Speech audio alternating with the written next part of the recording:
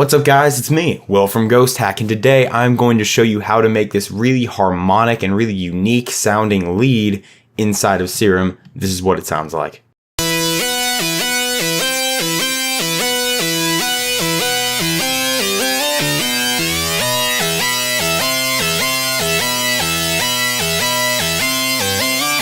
Alright, like I said, this is a Serum patch, but the really good thing about this is it's so simple. Like, there's absolutely no modulation involved in this, except for the movement of one macro knob. Other than that, it's just everything, just playing the straight up lead, no modulation or anything complicated going on with the LFOs. It's all very, very simple. So first off, all that I did was I pulled up the D-Bussy wavetable, which is in digital right here. And now this wavetable is a very harmonic sounding wavetable. You can see it looks pretty interesting right here. But when I say it's harmonic, it has a lot of overtones that aren't necessarily the fundamental, but they harmonize with the fundamental very well. If you listen to this right here, it already almost sounds like somebody's playing a chord, or like there's multiple notes in that one note. And that means it's really good for making harmonic sounding leads like that aren't just, you know, the fundamental. It has good rich overtones. So that's why I chose this. And I have it at wavetable position 51. I also have FM from B selected. And what I have done here is I have routed this to macro 1 from 0 up to 45. And that is this modulation right here that we see down here. That's going to make it sound a little harsher, and it's going to give the lead a little more bite. But we're going to get that later once I turn on oscillator B. Now you're going to want to turn down D-Bussy 1 octave because it's already pretty high. And what I'm also going to do is flip on the sub oscillator. And what I want to do is also bring this down 1, but I'm not going to use it as sub bass. I just want this as a layer. So I'm going to select the saw wave right here. And if I turn off D-Bussy, this is what it sounds like. It's literally just the plain old saw, and it is sliding around because I have some portamento on. I have mono and legato selected, so you can only play one note and it'll slide around. And I also have the portamento turned up to 33 milliseconds. Anywhere around there would be fine, just so you get a little slide at the beginning of each note. So now with both of them together, it just gives it a little more solid reinforcement there.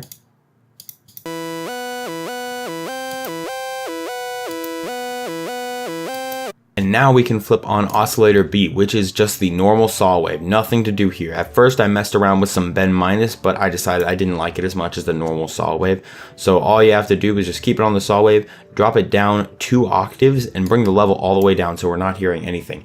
Now the FM from B is going to kick in with this modulation that we're playing right here. If I just zoom over to about the halfway point, you'll be able to hear it a lot better.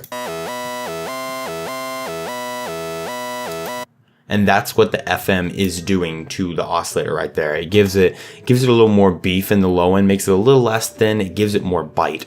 So that's something that I like to kind of mess around with. I'm glad I made a macro for that, because that can come in pretty handy. And that is actually all we have to do for this section. This sound is not that complicated. It's pretty nice.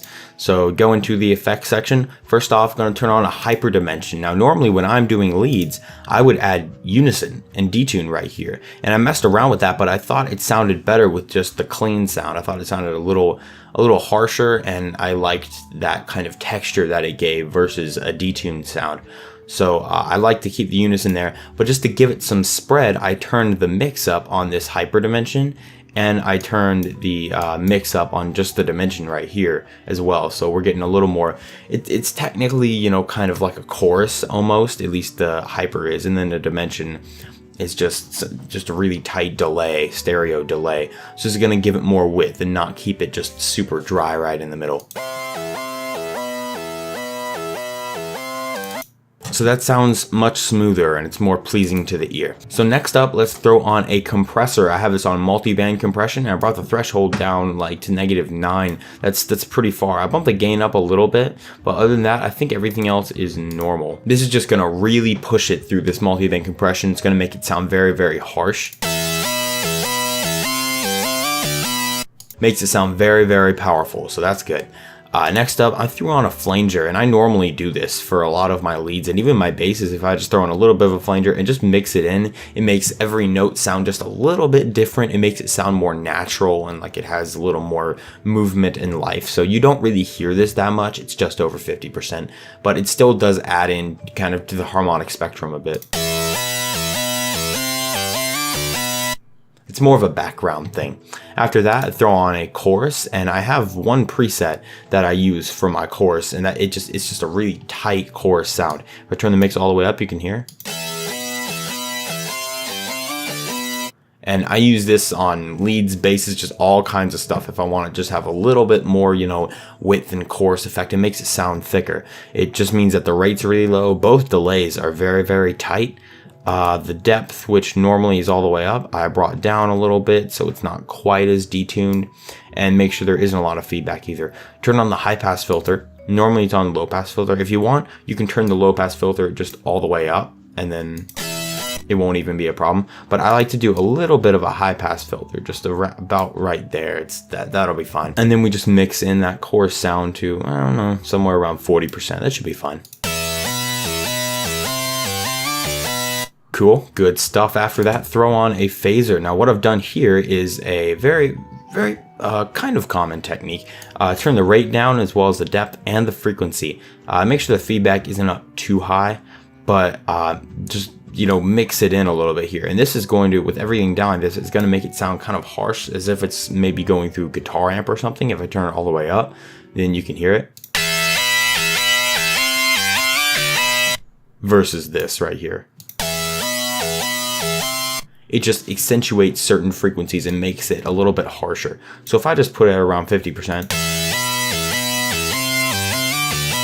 it's just a subtle thing to mix in the background. It gives it a little more beef, in my opinion.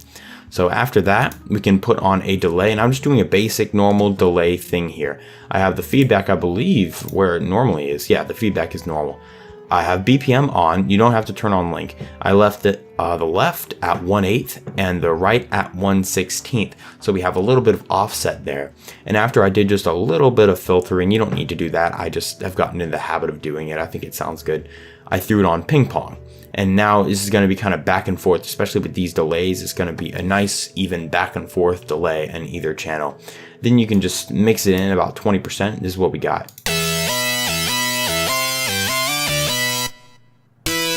You can hear at the very end there, you have just a little bit of delay fading out. So that's especially if you want to do something like this.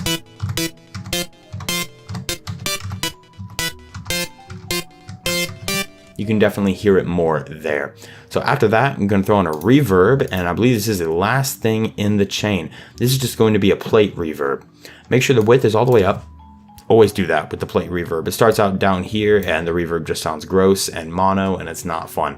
Turn the width all the way up. It makes it sound much richer, and it fills out the stereo spectrum. I believe these are normal. The low cut stays the same. Did I mess around with the high cut? No, I didn't. The high cut, normally I bring that up, but I think there's a ton of high frequencies in this lead, and not all of them need to be reverberated so much. So leave the high cut where it is. Pre-delay all the way down. I always do that. I personally don't know why someone would want to use pre-delay, but it's just a personal thing. I just turn the pre-delay down and turn the size down a little bit to about 27%. And then you could just mix it in at, I don't know, a little over 20 would be fine. And we have a nice rich verb. It sounds very, very good. And just for clarification, this is routed into Mixer Channel 1, but there's nothing going in, and there's nothing on the master. This is all of this is just Serum. There's nothing external. So that is your lead. That is how you make this lead. It's not complicated at all. It doesn't take too long to make, and it sounds really, really good, especially when you mess around with this macro knob. And now that we've done everything, I'm going to play the end result one more time.